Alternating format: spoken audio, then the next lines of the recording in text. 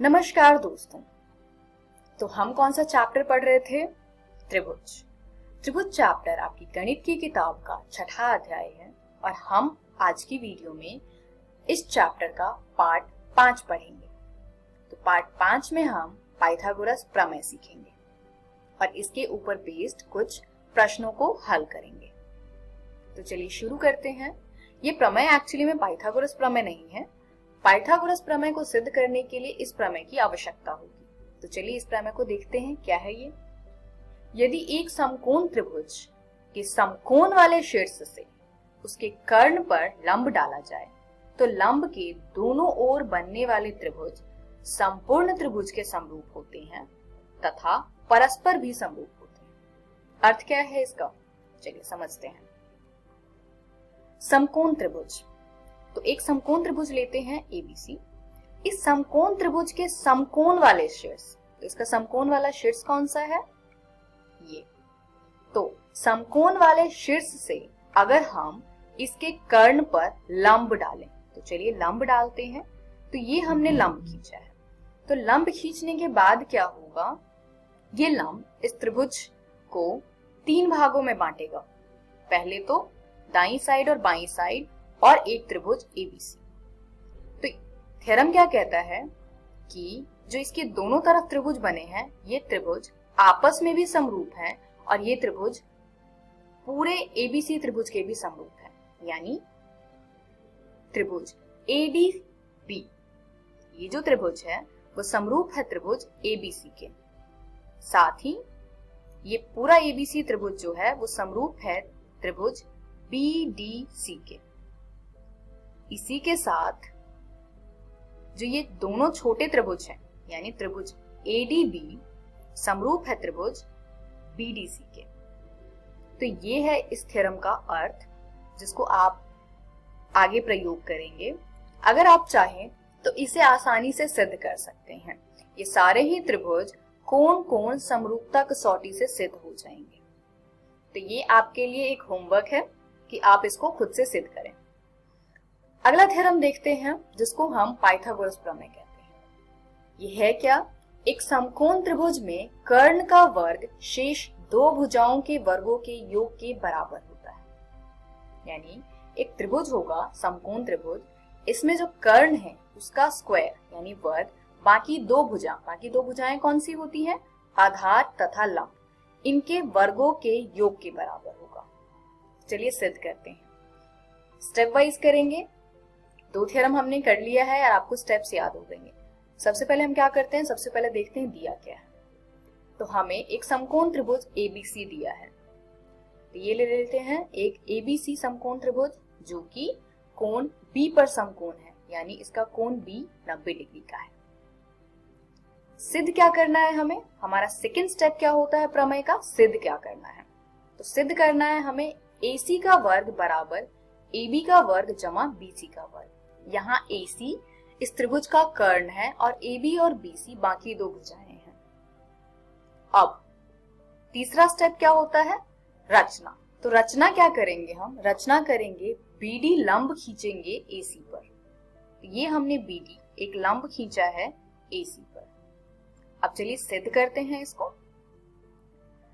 त्रिभुज ADB समरूप होगा त्रिभुज ABC के। क्यों? क्योंकि प्रमेय 7 में हमने ये देखा कि ये त्रिभुज आपस में समरूप होते हैं।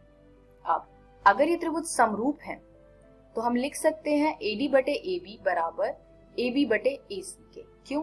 क्योंकि समरूप त्रिभुजों के संगत भुजाओं का अनुपात बराबर होता है।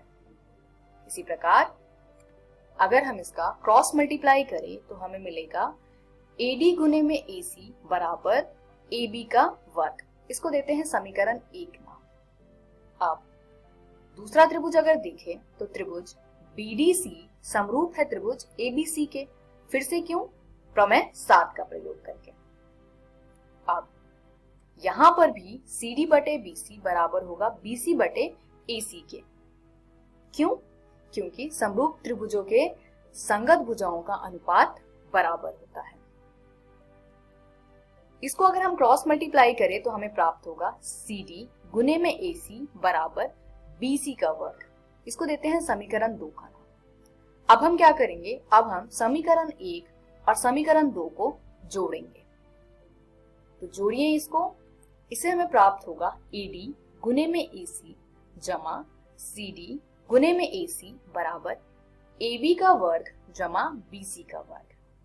अब आप अगर बाईं ओर ध्यान से देखें तो आपको AC दोनों पदों में उभयनिष्ठ दिख रहा होगा। तो इस उभयनिष्ठ AC को हम बाहर कॉमन ले सकते हैं। तो इससे हमें मिलेगा AC ब्रैकेट में AD जमा CD बराबर AB का वर्ग जमा BC का वर्ग। अब AD जमा CD क्या होगा, तो आप चित्र में देखिए कि AD को अगर हम CD से जोड़े तो क्या मिलेगा, ये आएगा AC के बराबर।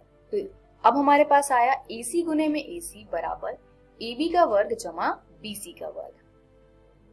और AC गुने AC क्या होता है, AC का वर्ग। तो यहां से हमें प्राप्त हुआ AC वर्ग बराबर AB वर्ग जमा BC वर्ग, यानी कर्ण का वर्ग बराबर आधार का वर्ग जमा शीर्ष लंब का वर्ग, जहां पे AC कर्ण है और AB और BC आधार तथा शीर्ष लंब है।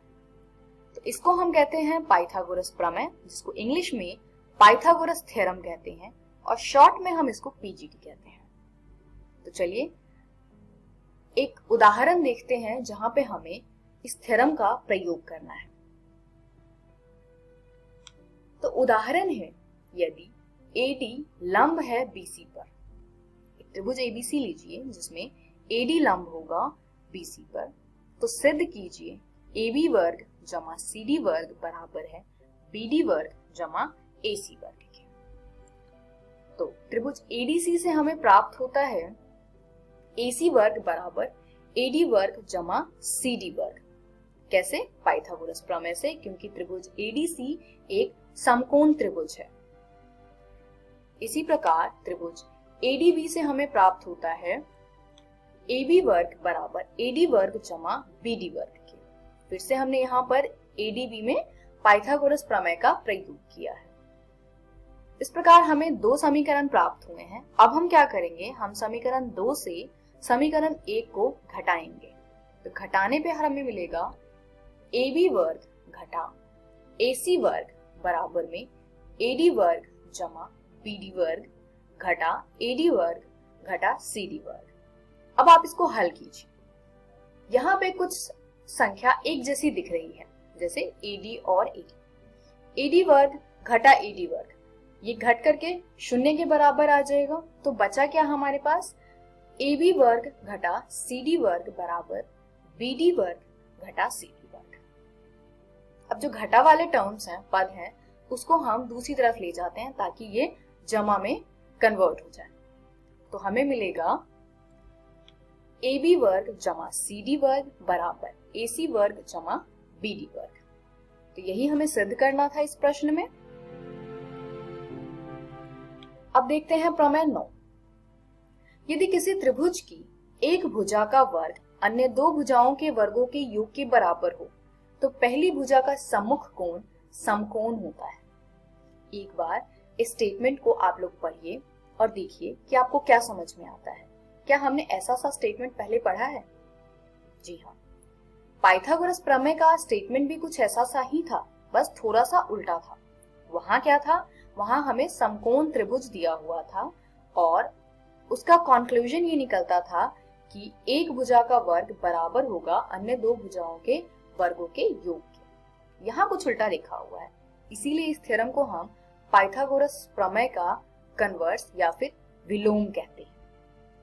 चलिए समझते हैं इसको।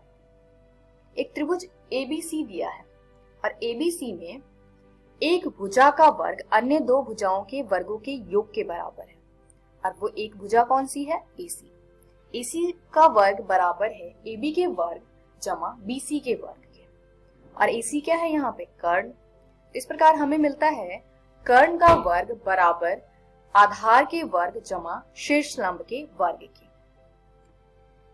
तो AC भुजा के सम्मुख कोण, पहली भुजा का सम्मुख कोण जो है वो समकोण होता है। तो पहली भुजा कौन सी है यहाँ पर, AC। तो AC के सम्मुख कोण कौन सा है? B। तो कोण B जो है वो क्या होगा? समकोण यानी 90 डिग्री का। तो ये है पाइथागोरस प्रमेय का विलोम, जिसका भी प्रयोग हम प्रश्नों को हल करते टाइम पे करते हैं। तो इस वीडियो में हमने सीखा पाइथागोरस प्रमेय तथा इसका विलोम।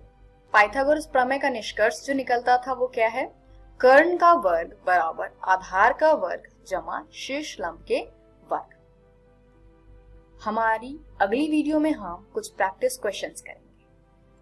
तो ये हमारी छठी वीडियो होगी, जिसमें हम पहली 5 वीडियो में जितने कॉन्सेप्ट्स पढ़े हैं उस पे बेस्ड कुछ क्वेश्चंस करेंगे। Thank you.